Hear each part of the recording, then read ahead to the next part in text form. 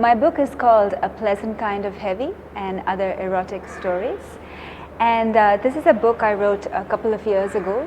And it's a series of 9 stories that are interwoven with each other by the theme of women on sexual journeys.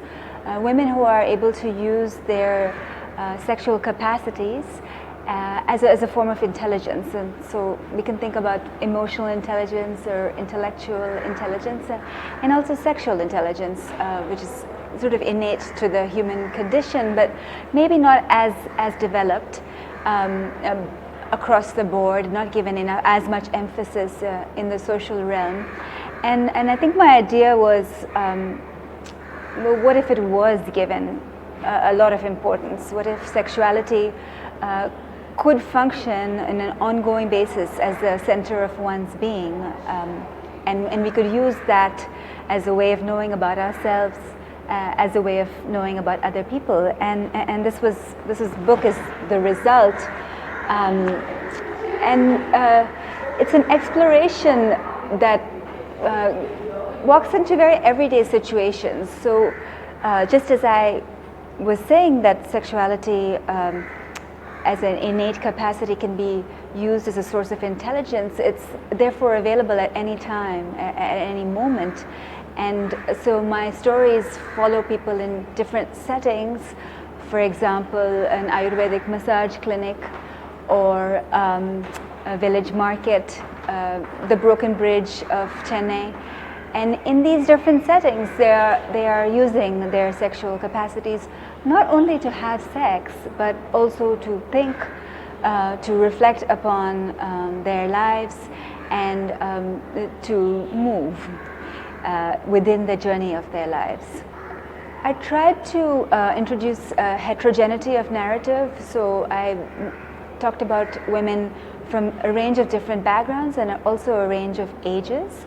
And while the way I'm talking about it sounds like a very planned format, but the way it actually arose was a lot more spontaneous.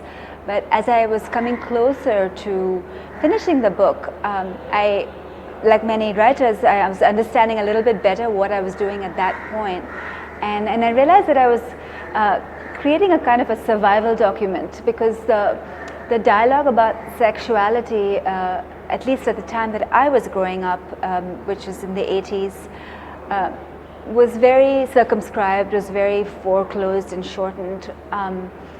And so we don't really know how people's sexual lives functioned, how they survived, how they flowered, because there's a lot of silence around it. And so in that way, I think the book has a little overlap with reality, in that sense that it's imagining things that may have been happening amidst the silence, and may have been happening across a range of women, of ages, and of scenarios. So I think the body, of course, is a tremendous source of intelligence, but I do believe that the kind of the fulcrum of our lives comes from what we are attracted to, and yes, what we are repelled from. But a joyful life, a vital life, depends upon us as human beings, I believe, to follow what we're attracted to. And in that process, our sexual attractions, the way our body responds sexually to someone, but also to something like a forest or any other beautiful component of nature or of art, the way that our body responds sexually is a data point for what we love, what we're attracted to, and where our body wants to go. And if we can have some synergy between where our body wants to go and where our mind tells us we ought to go, then I think then we're behaving intelligently in a way that integrates our sexual intelligence. And in different decision points, I think the erotic pole of our body, I think it's available to work with even when making a choice about a job, not only when making a choice about a partner, but any component of life has a vibe to it, a sensual and sexual vibe to it. And by tuning into the body, we could get a data point, then we can choose to go after it or not. But I think it's always there, always available.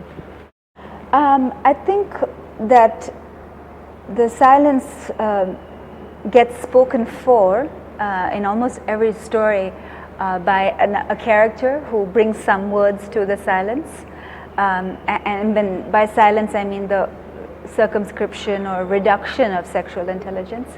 It's there in the background, and the characters are always in toggle with it, either through another character or through their superego, right? Their inner voice that's telling them, not loudly, but what my characters have often is what I call a benign superego, that it's just reminding them that the rules are there, or the restriction is there, and I don't think it gets forgotten in the book.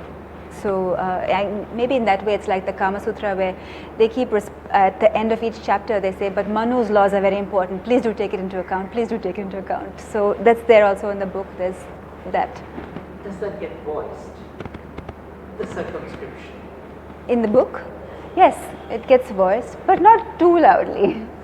Because I think the circumscription is voiced so loudly otherwise, and I've written non-fiction that speaks about it in great detail. I name it, but I think if it got voiced loudly, it would be difficult for my characters to exercise as much liberty as they do.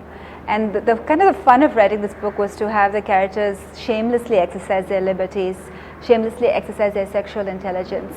And that I don't think that's realistically possible if there's a ton of circumscription loudly being voiced. It depends on the story. A few of them I think arose in moments where I was kind of, my erotic imagination was captured by a moment in the city or outside of it, something I saw or witnessed or something I heard about. Captured my imagination, and from there I was able to just write a full story which only needed minor corrections or embellishments. In other cases I sort of took a problem that I had been thinking about, and then I thought to find an erotic solution to it.